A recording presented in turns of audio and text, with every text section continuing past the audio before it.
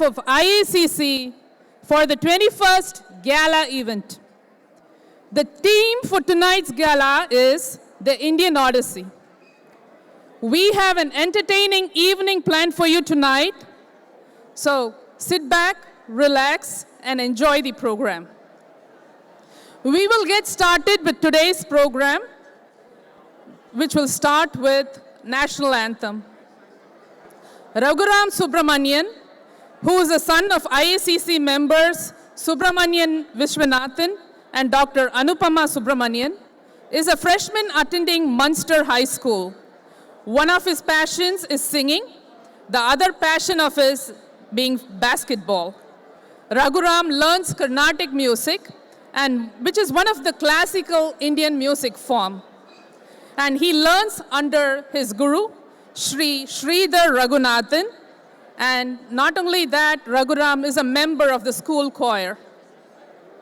Raghuram will be singing both the American National Anthem and the Indian National Anthem today.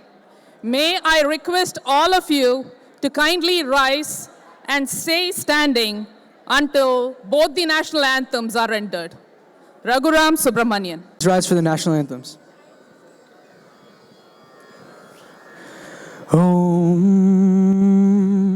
Oh, say, can you see by the dawn's early light what so proudly we hailed at the twilight's last gleaming, whose broad stripes and bright stars through the perilous fight o'er the ramparts we watched were so gallantly streaming, and the rocket's red glare, the bombs bursting in air, gave proof through the night that our flag was still there.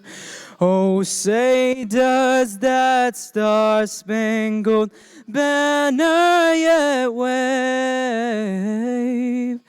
o'er the lands of the free and the home of the brave?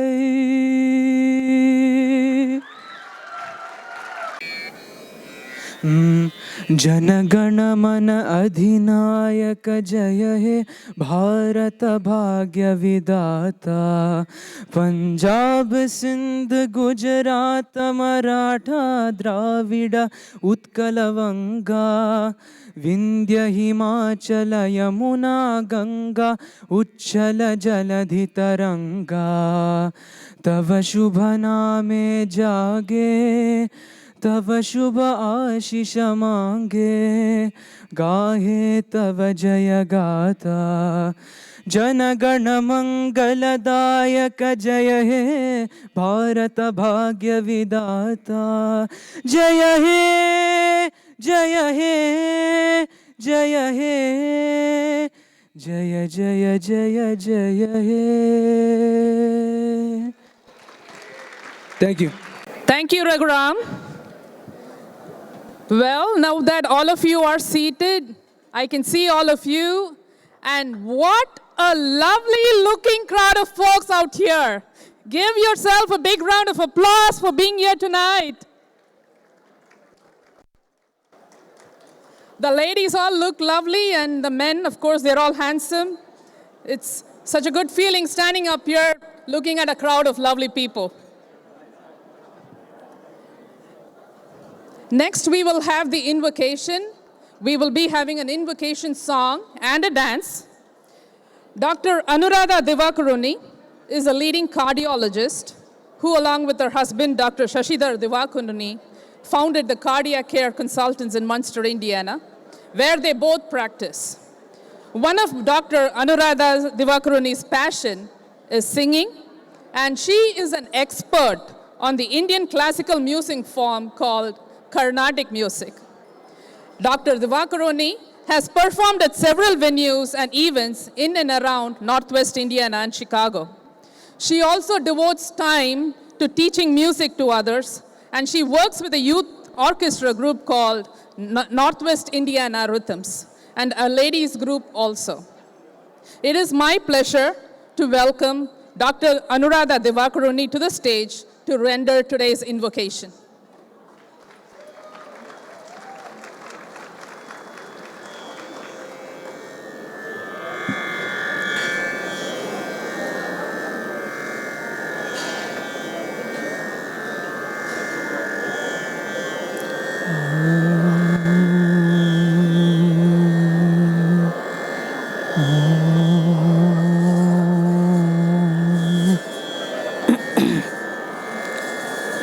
Sada balarupapi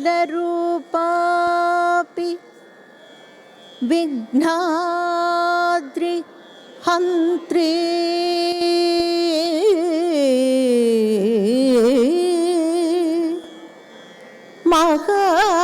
Mahadanti vaktrapi panchasya manya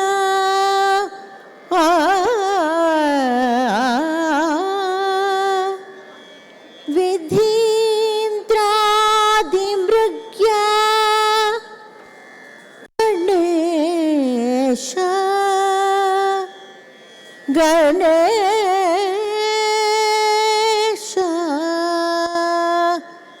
Ganesha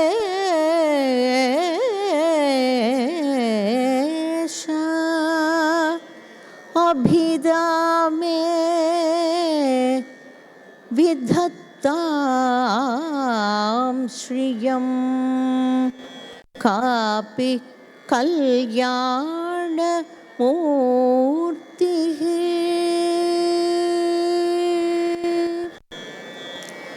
He is always young, but he removes mountainous obstacles.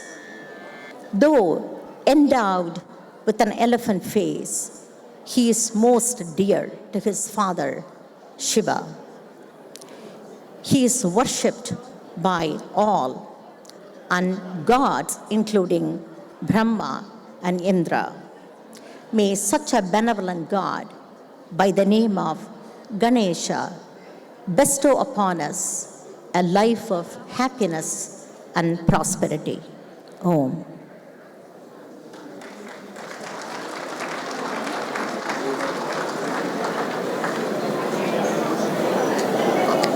Thank you, Dr. Divakaruni. Next, we will have the invocation dance.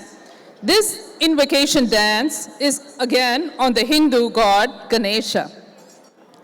God Ganesha is readily identified by his elephant head. He is widely revered, more specifically as the remover of obstacles, and he is thought to bring good luck. You can actually see an idol of Lord Ganesha on the right-hand corner of the stage. The dancers in this dance will have movements, gestures, and poses of Lord Ganesha in a way of asking for his blessings. The song for this dance is from the Bollywood movie Agnipath, and there's a special appearance of the chairman of IACC, Mrs. Anjali Joshi, and the president of IACC, Mr. Arun Balakrishnan, who will light the lamp placed in front of Lord Ganesha's idol during the dance. Enjoy the invocation dance.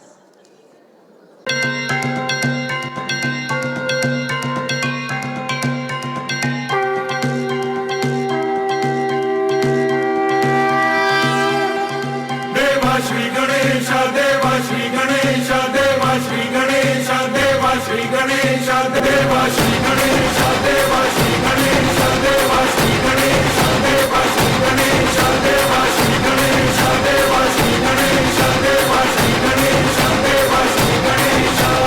ज्वाला सी चलती है आंखों में जिसके भी दिल में तेरा नाम है, परवाह ही क्या उसका आरंभ कैसा है और कैसा परिणाम है। धरती अंबर सितारे उसकी नजरें उतारे, डर भी उससे डरा रे, जिसकी रखवाली यारे करता साया तेरा। देवा श्री गणेश, देवा Shri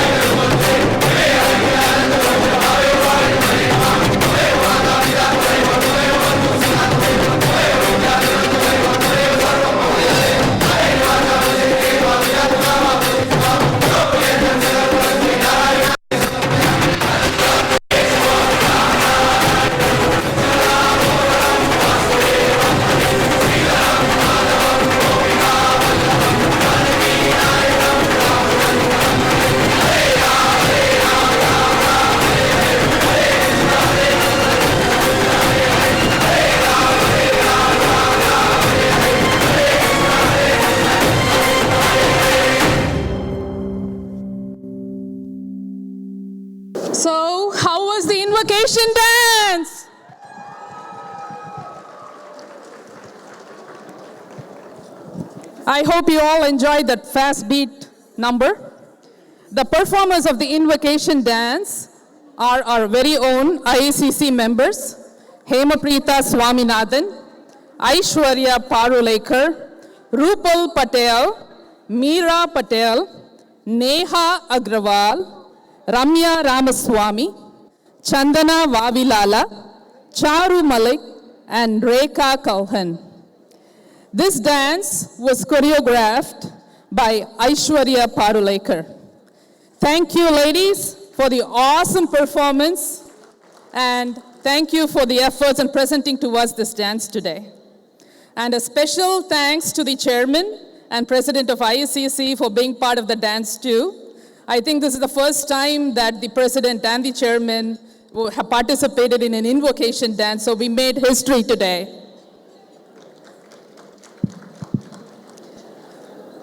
America is a land of immigrants, and immigration is the foundation of America. No other nation has as large an immigrant population as does the United States. Asian Indians started migration to America as early as 1820, but they were few in numbers. The Immigration Nationality Act of 1965 dramatically opened entry to the US for Asian Indians.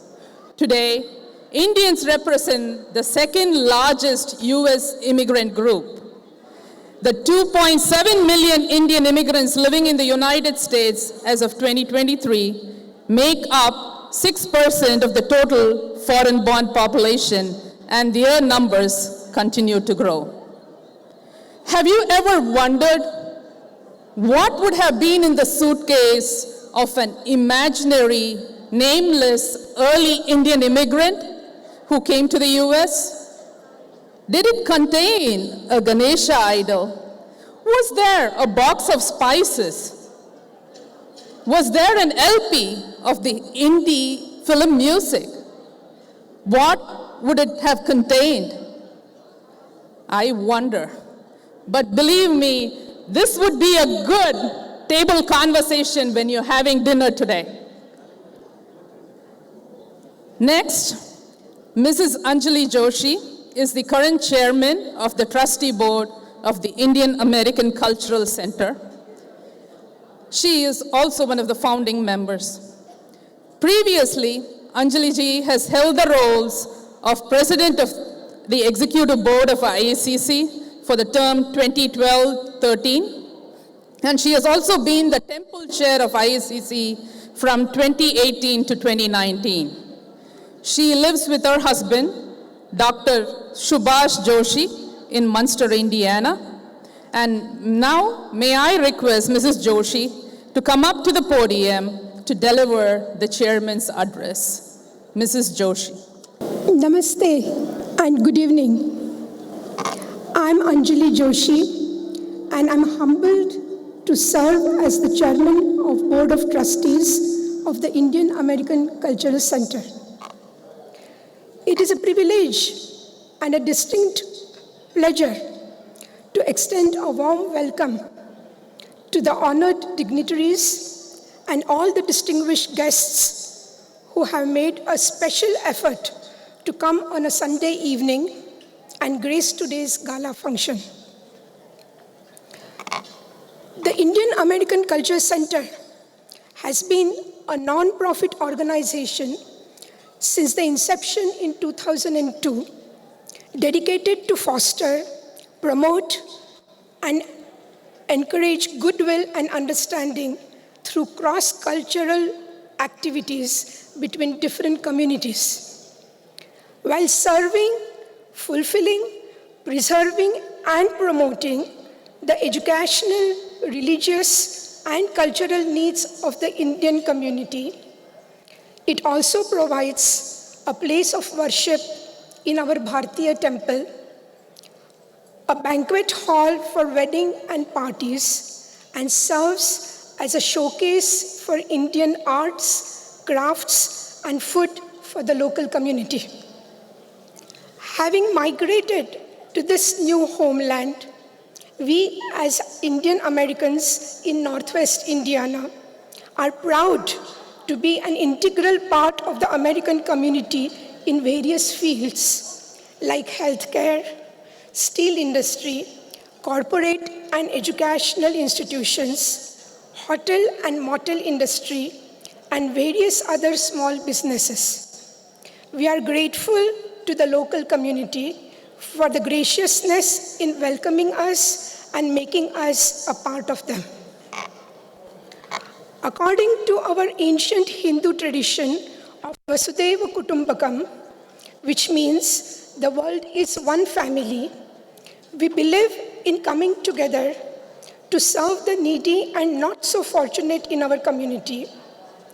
We are always mindful to extend health care to the needy and conscious of supporting and providing financial assistance to various local charitable organizations. Recently, our Indian community has come together as frontline doctors, nurses, and volunteers from various fields to provide service and assistance to COVID patients during the pandemic. And we consider ourselves fortunate to be able to help. On a personal note, I have a first-hand experience as I watched my husband, Dr. Subhash Joshi, a senior anesthesiologist of Northwest Indiana, work on the front line with his colleagues, wearing his PPE and risking his life at the age of 71 to perform tracheal intubations on COVID patients night and day. And I am very proud of him.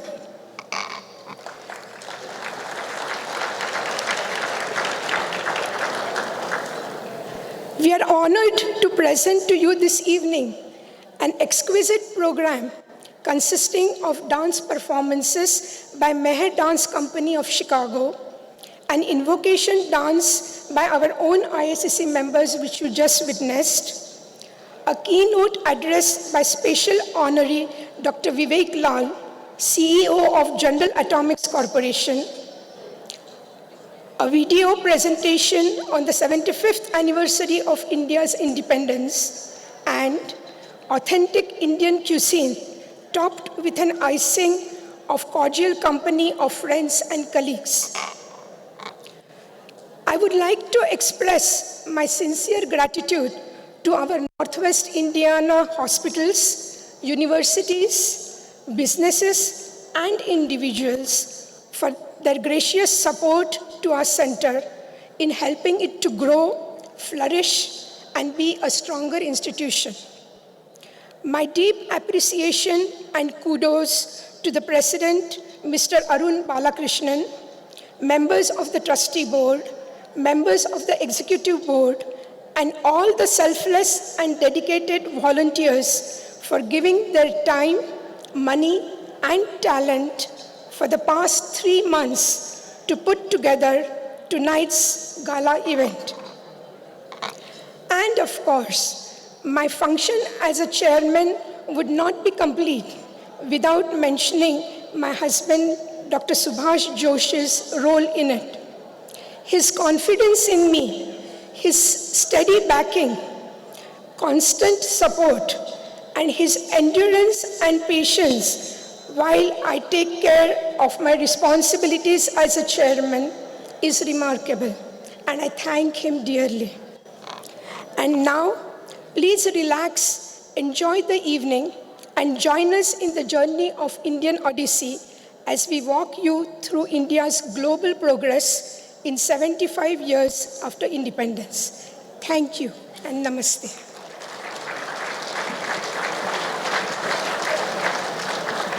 Thank you, Mrs. Chairman. Next, we are excited to present a very entertaining event of this evening. What is an Indian event without Bollywood dance, right? So, we are going to present to you Meher Dance Company, the Midwest premier Bollywood and Indian dance company, Their work spans the globe. Meher Dance Company is internationally recognized, and they are dedicated to advancing the art of Bollywood and Indian dance by creating a platform where individuals can cultivate, learn, and enjoy diverse styles of dance. For over 13 years, Meher Dance Company has been offering an array of dance-related services, including, but not limited to, classes, private choreography, performances, corporate engagements, and film and music production. Meher Dance Company has worked in film, television initiatives such as Doom 3, that you might all be familiar with, Hot Mess Holidays, and Simna Hen. Today, they are excited to share their passion for arts with us. Dancers joining us today for the performance are Gopi Engineer, Shweta Dharap, Roshni Sharma, Audrey Hartnett, Brady Neher, and Nitin Chala. So presenting to you, Meher Dance Company.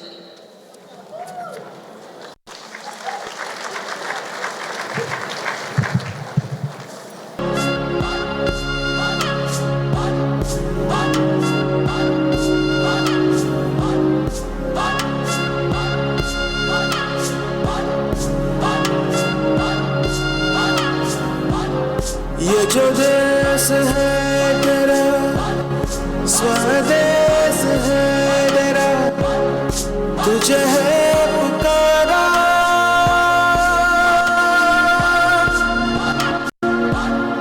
ये वो बंधन है जो कभी टूट नहीं सकता। ये जो देश है तेरा, स्वदेश है तेरा, तुझे है पुकारा।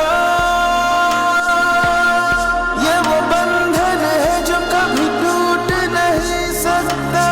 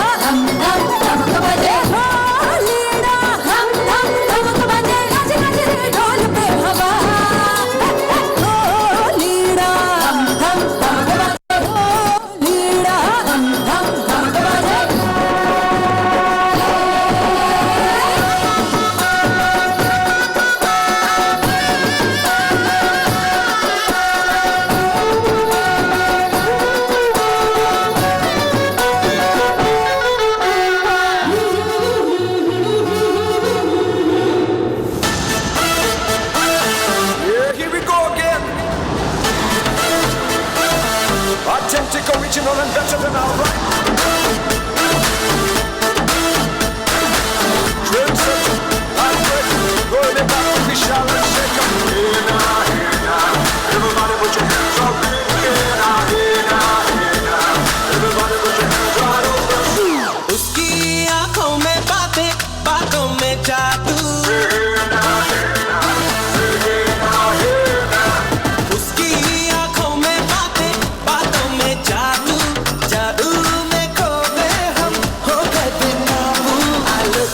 You looked at me और हो गई मुश्किल, and you became my destiny. तू ही मेरी मंजिल। दस बहाने करके ले गए दिल, ले गए दिल। दस बहाने करके ले गए दिल, ले गए दिल। दस बहाने करके ले गए दिल। दस बहाने करके ले गए दिल, ले गए दिल। दस बहाने करके ले गए दिल।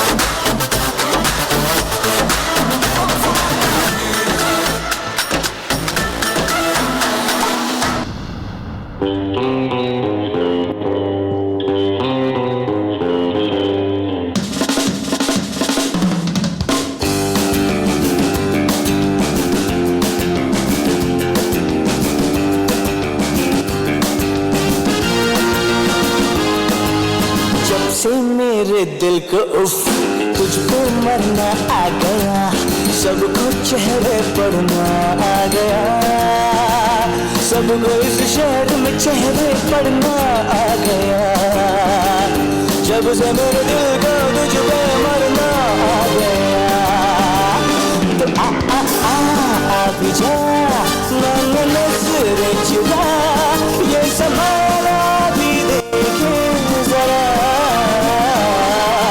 जब से मेरे दिल को ను అమ్మి అమ్మి అంటాంటే నీ పెళ్ళాన్నైపోయినట్టుంది రా సామి నా సామి నిన్ను స్వామి స్వామి అంటాంటే నా పెనిమిటి లెక్క సక్కంగుంది రా సామి నా సామి నీ ఎనకే ఎనకే అడిగేస్తాంటే నీ ఎనకే ఎనకే అడిగేస్తాంటే ఎంకన్న గోడి ఎక్కినట్టుంది రా సామి నీ పక్క పక్కన కూసుంటాంటే పరమేశ్వరుడే తక్కినట్టుంది రా సామి నువ్వు ఎల్లే దారి సుత్తా ఉంటే ఎరే ఎండినట్టుంది రా సామి నా సామి నా సామి రా సామి బంగారు సామి మీసల సామి రోషల సామి నా సామి రా సామి బంగారు సామి మీసల సామి రోషల సామి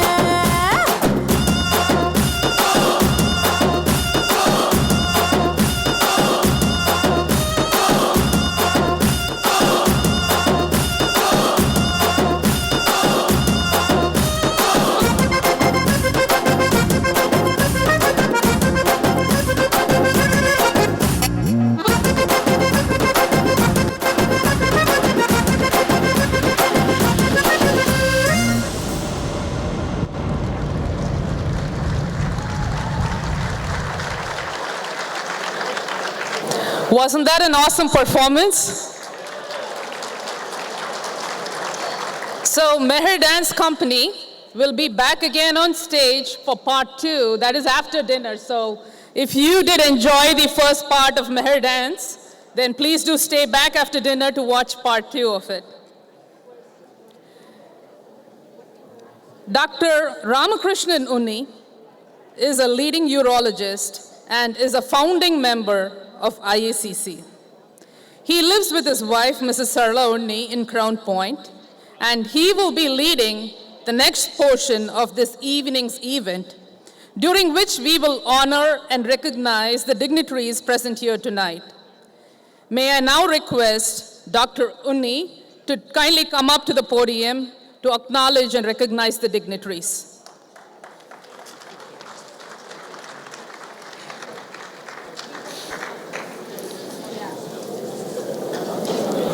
Friends, ladies and gentlemen, the chairman has given me a very nice privilege to introduce the keynote speaker tonight.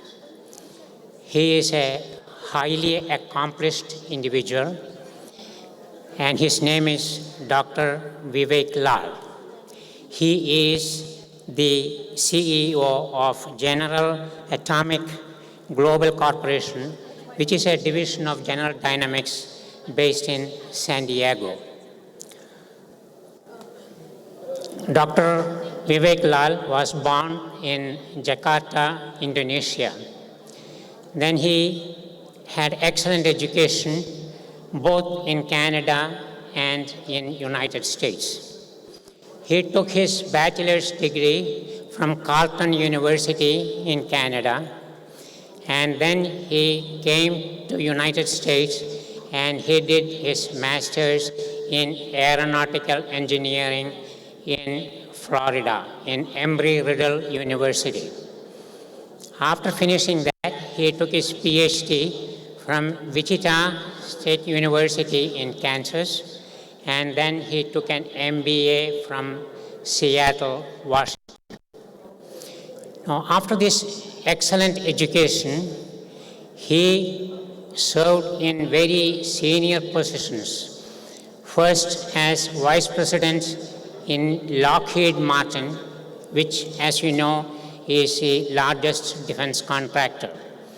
Then he held very high positions in Boeing, in NASA, and Raytheon.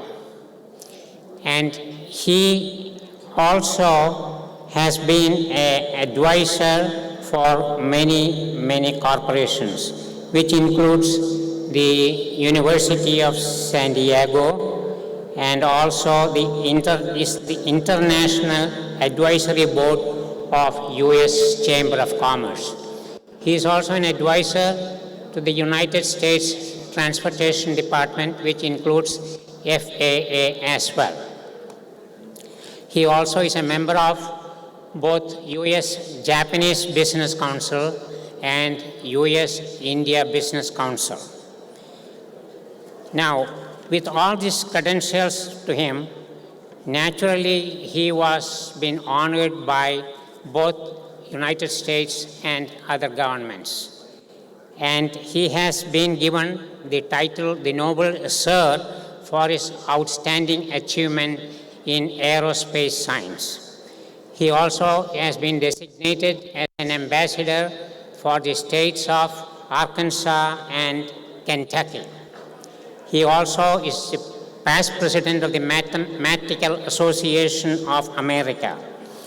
And Dr. Lal has published more than 100 articles, and he also is a trained pilot. Now, he has also been helping the Government of India and private companies in order to facilitate artificial intelligence and also in development of drones and semiconductors. Now, has been awarded the Lifetime Achievement Award by President Joe Biden in September of 2022. This is given to a person of outstanding ability, highest personal integrity, and maximum contribution in his or her field, and it was awarded to Dr. Vivek Lal in September of 2022 by President Joe Biden. Now, at this time, I would request Dr. Vivek Lal, please come to the podium and address the audience. Dr. Vivek Lal.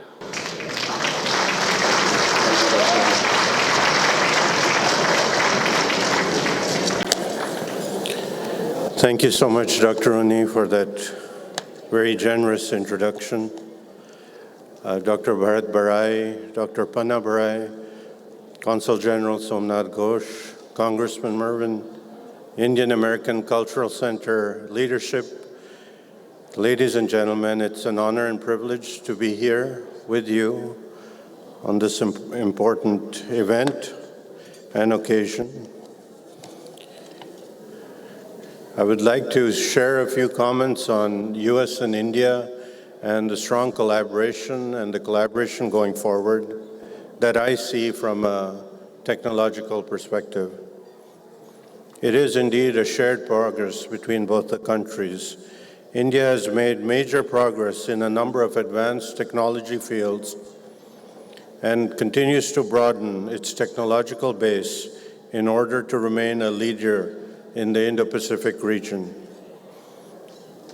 This, of course, includes a need to diversify and create additional scientific and technological institutions that attract global talent to further strengthen the indigenous capabilities in cutting-edge high technology and basic sciences. The logical approach to dealing with this situation is to strengthen existing ties between India and the US, especially by moving into more substantial collaborations with high technology content. With India's demographics and industrial might complementing US technological entrepreneurism, the two nations form a natural partnership. Given their shared values, this relationship enjoys strong bipartisan support in both countries, and there is a great merit to expanding the partnership framework toward a knowledge-based economy through formal collaboration in high-tech areas of common interest. I would suggest moving forward in 3 areas in which international collaboration has long proven successful. national defense, energy, and space, three fields in which the countries are already working together. Because progress in such high technology areas is strongly correlated to overall prosperity, properly established cooperation should help keep the two countries at the forefront of the future international political, economic, and social order. Moreover, successful collaboration in these areas is likely to spawn a number of joint India-US efforts in other matters of mutual interest.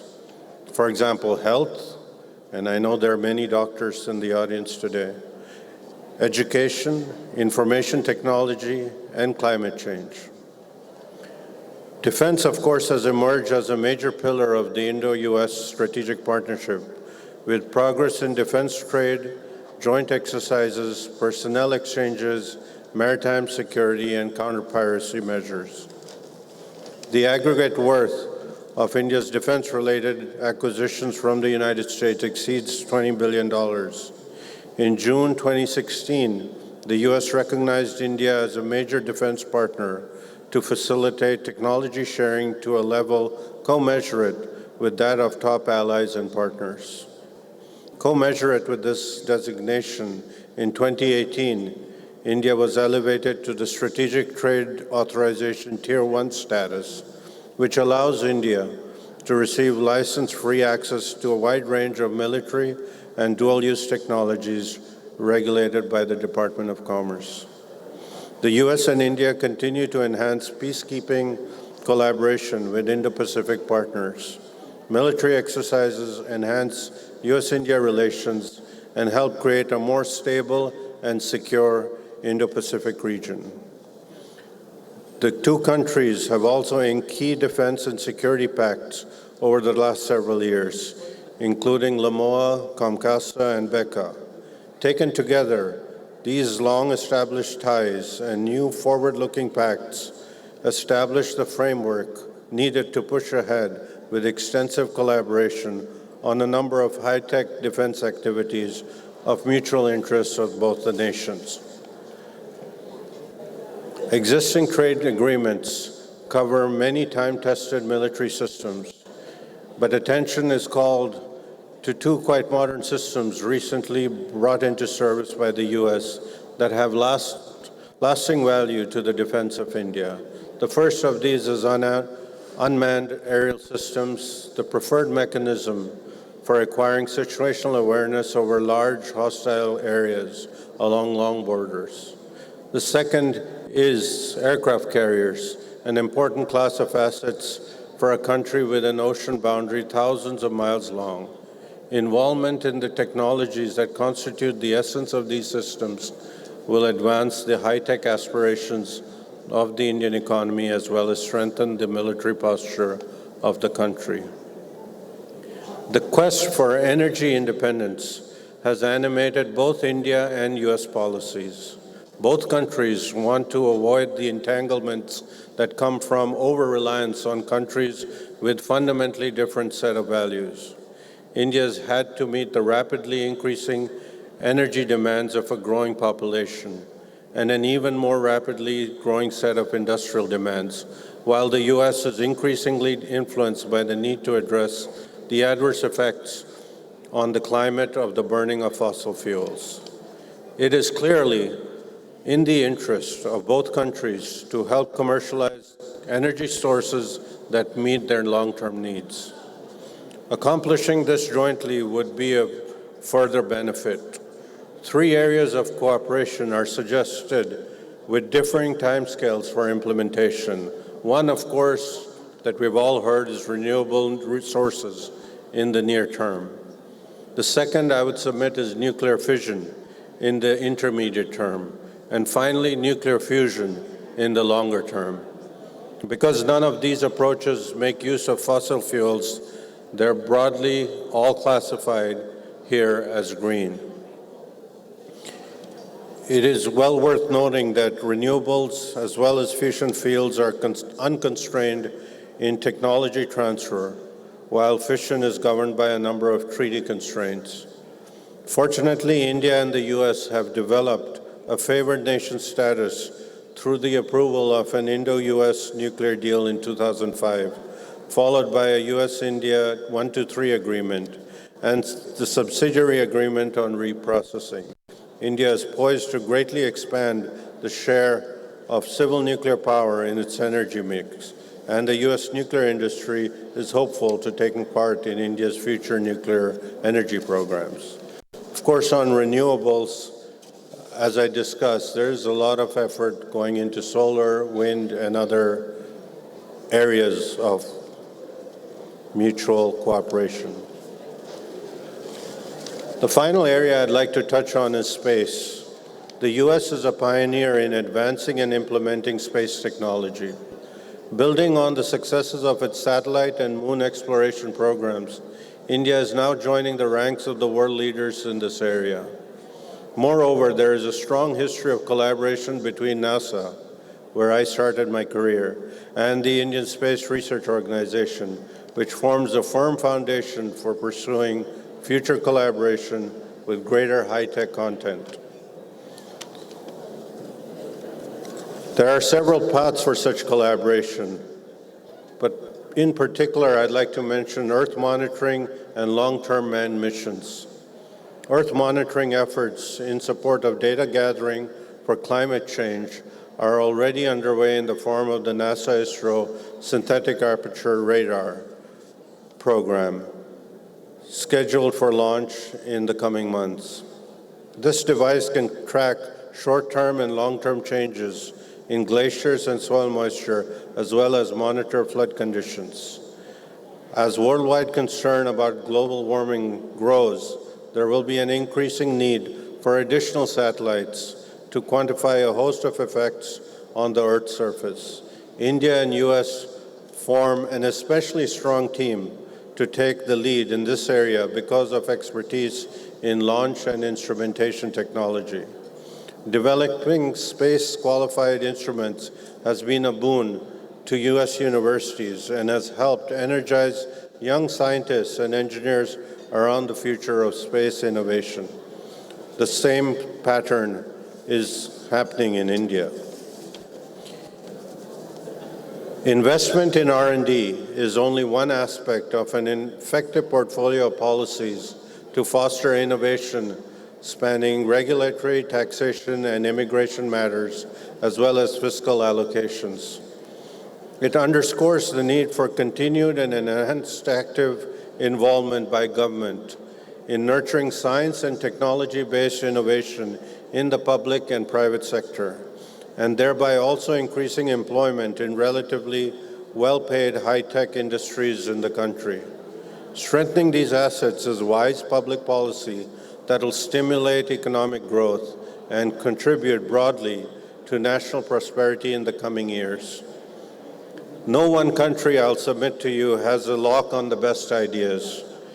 If the next generation of scholars and experts are to save the globe and not one country, collaboration is absolutely essential. India and the US, I will submit to you, are perfectly positioned to lead the way. Thank you.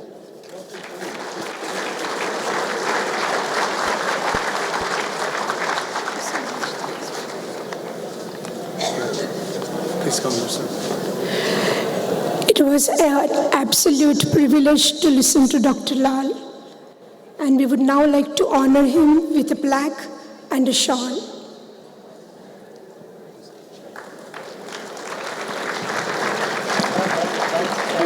The plaque reads, Indian American Culture Center of Northwest Indiana is deeply privileged in presenting this plaque to Dr. Vivek Lal, CEO, General Atomics Global Corporation, and very distinguished and nationally acclaimed aerospace and defense scientist, April 23, 2023, Merrillville, Indiana.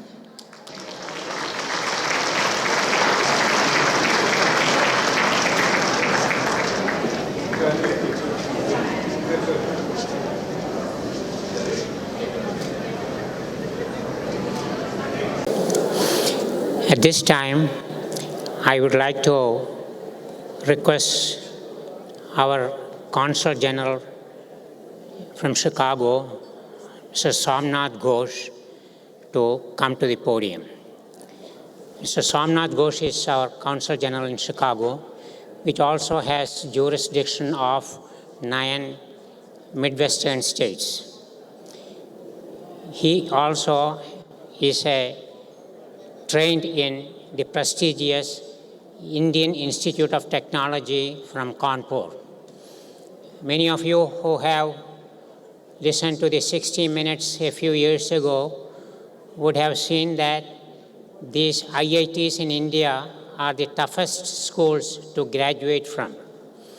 And he did, and in 1997 he joined the Indian Foreign Service.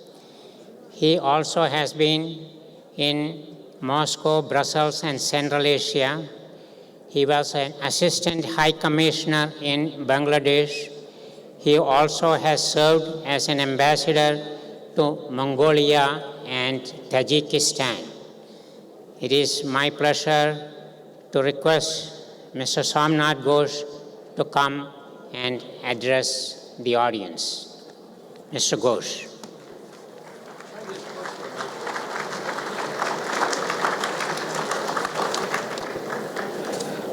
Namaskar. Thank you for the generous introduction. Ladies and gentlemen, first of all, my thanks to Dr. Barai and Mrs. Barai, Dr. Mrs. Barai. They are the link for me to come here to this wonderful evening of Indian American Cultural Centers, which I believe is meeting after 3 years. Thank you, the President, the Chairman, and the other office bearers. Thanks for inviting me. Here we have Congressman Frank Marwan. We have other dignitaries. We have Dr. Lal, who just has given a wonderful and well-rounded speech on India-US technological cooperation. I thank you all and good evening. Ladies and gentlemen, perhaps not many of us here know that shortly, very shortly, maybe in a month or so, my country and your country from where most of you come are going to become the largest country on earth, surpassing population of any other country on earth.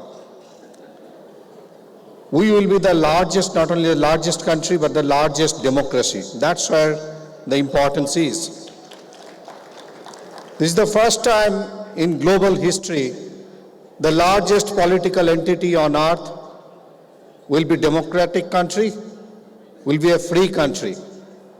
It's a great occasion for freedom and democracy, and we should be proud of this.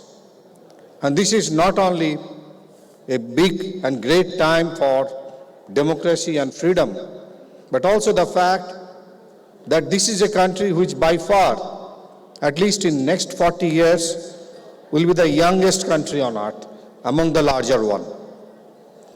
Today, the median age in India is 29 years. More than 50% of Indians are less than 25 years of age. Just for your information, the median age in China today is 37, in Japan 46, and all other major countries are in similar region. So India is the hope for young people working hard and contributing to the economy of the world. And we hope that India will be the growth center with 6 to 8% of growth in the coming years. This is an important news, and it is important for you to understand that those of you who are here, I include our American friends and American friends of Indian origin, that in this growth we need your support. This huge youth population needs education, needs health, needs nutrition, and needs skilling to contribute to its own country's growth and the world's growth. This is important, and in this context, the India-America strategic partnership is important. Ladies and gentlemen, many of things, the scale and the speed at which India is changing is yet to be noted by all. Today, the average Indian consumes more data, cellular data, than anywhere in the world. The per capita consumption of digital, byte using the cell is highest in India. Today, India produces one unicorn every week. I hope all of us, at least the younger generation here present, know what is a unicorn. On an average, India is producing one unicorn every week. This is the scale and change of India that happened at least in about last 10 years. We have worked hard over years, but the change is, and the results are coming as of now. The scale of digitization of India is enormous. In fact, this is my 5th month in this country. When I came here, I had a feeling that in many ways, the digitization in everyday Indian life is perhaps more than anywhere else.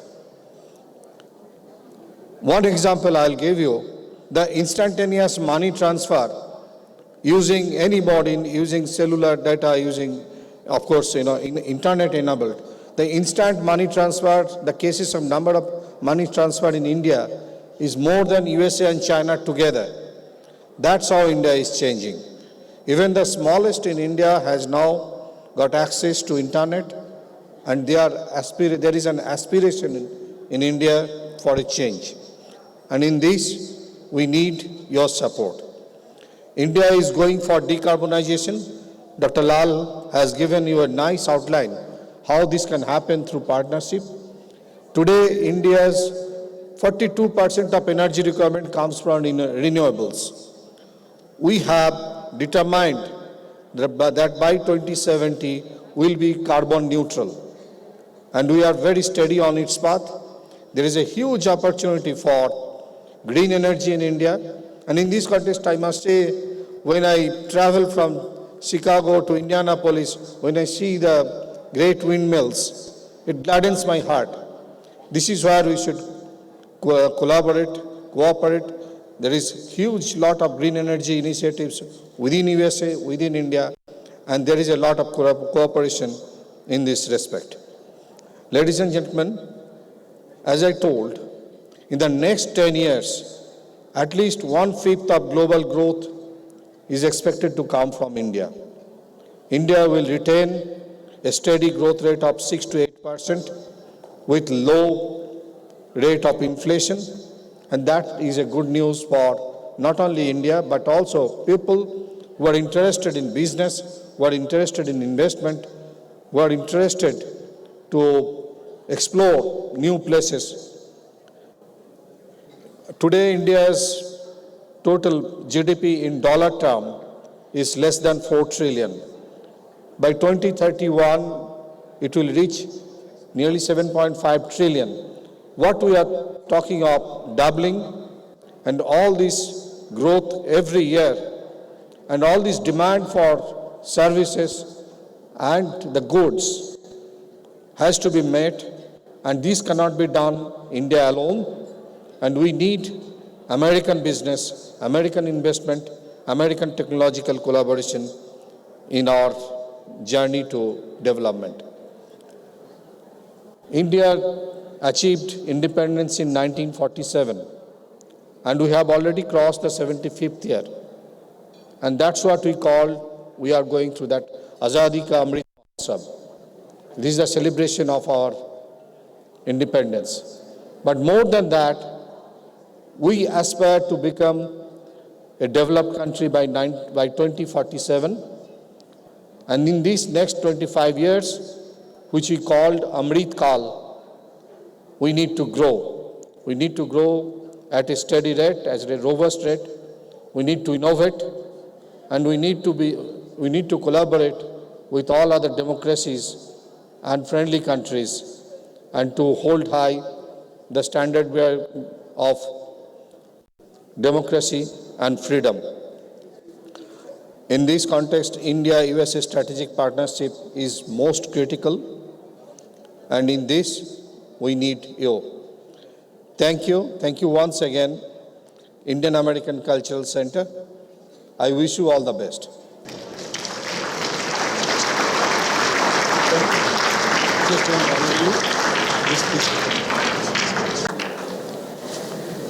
Thank you, Mr. Ghosh. It was an absolute pleasure listening to you. We would now like to honor him with a shawl and a bouquet of flowers.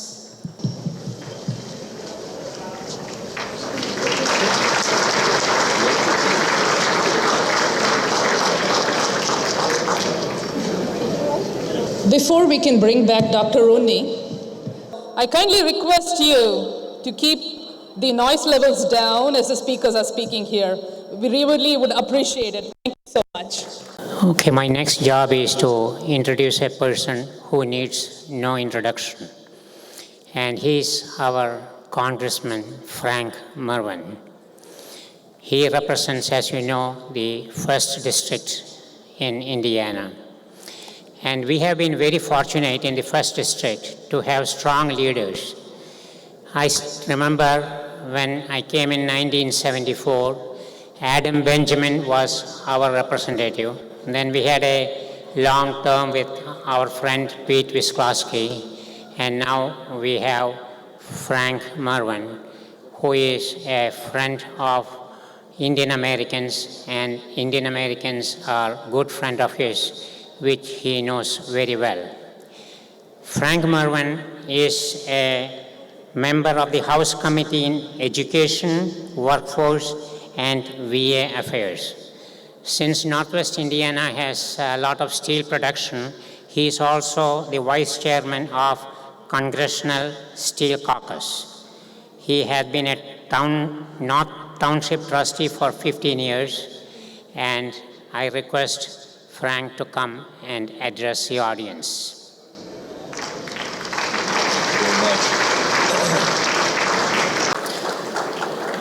Thank you, Dr. Rooney, for that wonderful introduction. I'd also like to thank Chairwoman Joshi for this opportunity, Dr. Barai, and all of you from the Indian American Cultural Center. And it's great joining you for the 21st Annual Indian Odyssey Gala. I am Frank J. Mervan. I am your member of Congress, and I am fortunate to be able to often attend many different events throughout Northwest Indiana, where our diversity is absolutely our strength. And today, as we share in the Indian culture, may we understand the contributions, not only as physicians and engineers and scientists, but the charity work that you do every single day within Northwest Indiana for funds that you raise and the passion that you have for others, such those as the contributing to the Sojourner Truth Home, or the Gary Boys and Girls Club, or the Planting Possibilities, or Veterans Life-Changing Services and Brothers Keepers. Please give yourself a round of applause for your community engagement throughout the 21 years of not only this annual event, but the Indian American Cultural Center.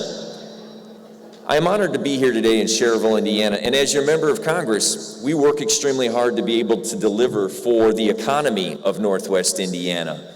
Some major pieces of legislation that we have passed was the American Rescue Plan. And as we talked about not only the physicians in the room, but the nurses and the medical care providers, let us not forget our history on how we had gone through one of the worst pandemics where 1 million people perished, and we had an uncertainty with the economy. One, I want to thank all of the medical providers and service people for their services during that tough time. But two, the American Rescue Plan was something that we passed that had a plan going forward to make sure vaccines, and we trusted the science, and we got vaccines in the arms and resources into the community, and schools back in kids back in schools, I'm sorry. But we also passed the bipartisan infrastructure bill. The infrastructure is important to our economy to make sure that we can compete globally and have our ports and airports and also domestically to invest in broadband and technology. And as Dr. Lal talked about, the importance of manufacturing chips and semiconductors throughout in the United States here and throughout the globe. We passed the Chips and Science Act. I mentioned those three pieces of legislation because it's so vitally important to our economy. So as we talk about the quality of life that you contributed to, it's my job to make sure we're delivering on pieces of legislation that makes the difference. So we will continue to do that, and we will continue to work in partnership with the Indian Cultural Society to make sure that we bridge the two cultures between Americans and Indians to understand that we are the future and we can work together for better trade, for better technology, and to be able to make sure that we're all here in a loving manner to support each other, not only in Northwest Indiana, but the state of Indiana, but also the United States and in India. So let us go forward today and celebrate this day as understanding how important it is for our cultures to come together and how pieces of legislation truly do make a difference. And with that, in conclusion, I want to thank all of you for what you do, what you have done in the past, and how we can always bridge our cultural acceptance and make sure that we work in a collaborative effort to embrace each other and to create a world of love and a world of acceptance. God bless all of you, and thank you very much for allowing me to be here today. I want you to stay. Thank you. Thank you, Representative Marwan. We'd like to honor you with a golden shawl and a bouquet.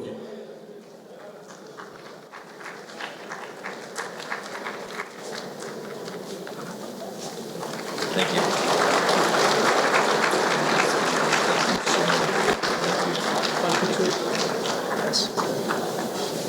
At this time, I would ask the people whose name I am going to call, please stand up and be recognized. Representing the Franciscan system from Michigan City, Munster and Dyer, Dean Mazzoni.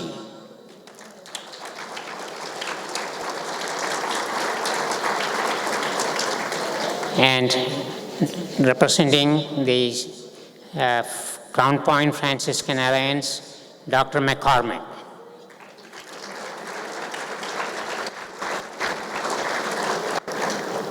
Representing the Methodist Hospital, Dr. Vincent Xavier.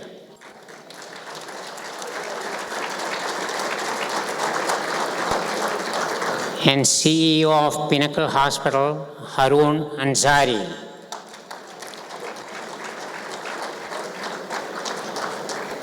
We have the Chairman of the Indiana University Northwest, the Chancellor, Ken Iwama.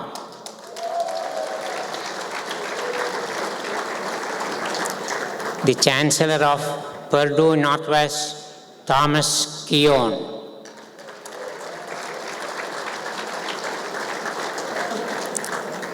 We have Bernard Carter, the Lake County Prosecutor.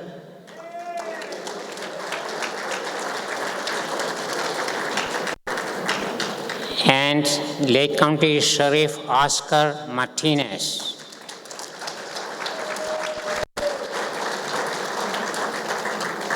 We have the Honorable Judge of Lake County Superior Court, Rahina Haddad.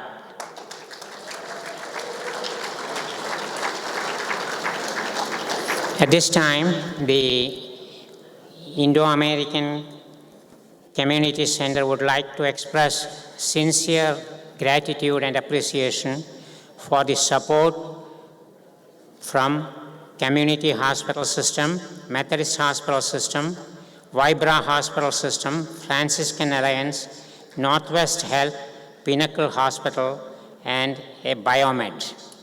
Thank you very much. Thank you, Dr. Unni, for recognizing our dignitaries today. Before we move on to the next part of today's program, I have a couple of announcements. If you pay attention, at the center of the table, there is a centerpiece. The centerpiece is actually a seated woman. She is draped in a traditional Indian attire, and she has flowers in the palm of her hands. We consider her to be paying tribute or homage to someone. And we've wondered, who does she pay homage to? Does she pay homage to the loved ones that we lost during COVID? Does she pay homage to the brave medical army who stood firm with their thermometers, stethoscopes, and ventilators as their weapons? Is she paying tribute to those countless frontline workers? Who is she paying tribute to? We wonder. So again, that's another good table conversation during dinner. And believe me, we are one event away from dinner, so